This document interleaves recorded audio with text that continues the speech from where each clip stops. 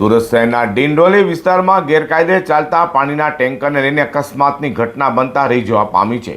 જોકે સ્થાનિકો દ્વારા ગેરકાયદે પાણીનો વેપલો થતો હોવાનો આક્ષેપો મીડિયા સમક્ષ કરવામાં આવ્યો છે.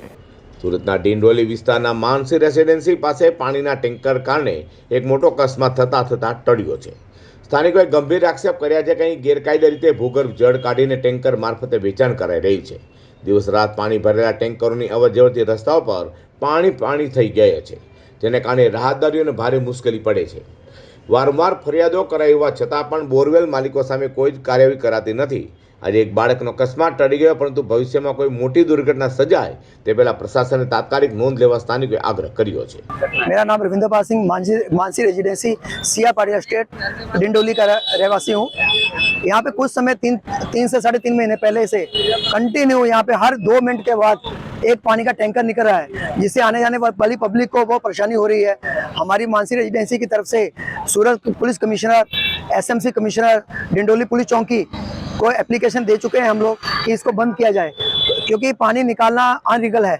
क्योंकि हमें लगता है कि ज़मीन के अंदर से जो पानी निकल रहा है, एक टैंकर 30,000 लीटर का है, तो किसने इसको परमिशन दिया, किसने इसको एनओसी दिया? क्योंकि एक अपने बोरिंग करने के लिए हमें परमिशन लेनी पड़ती है। हमें नहीं लगता कि सोसाइटी वालों को कि किसी ने इसको परमिशन, अनलीगल ये सब धंधा चल रहा है।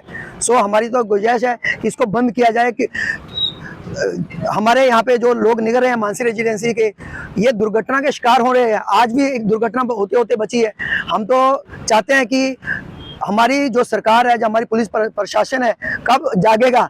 जब ये दुर्घटना होगी तब जागेगा, जो अपने एक मेंबर को खोज देगी परिवार। ત્યારે હવે સવાલ ઊભો થયો છે કે આ બોરવેલ કોણ ચલાવે છે?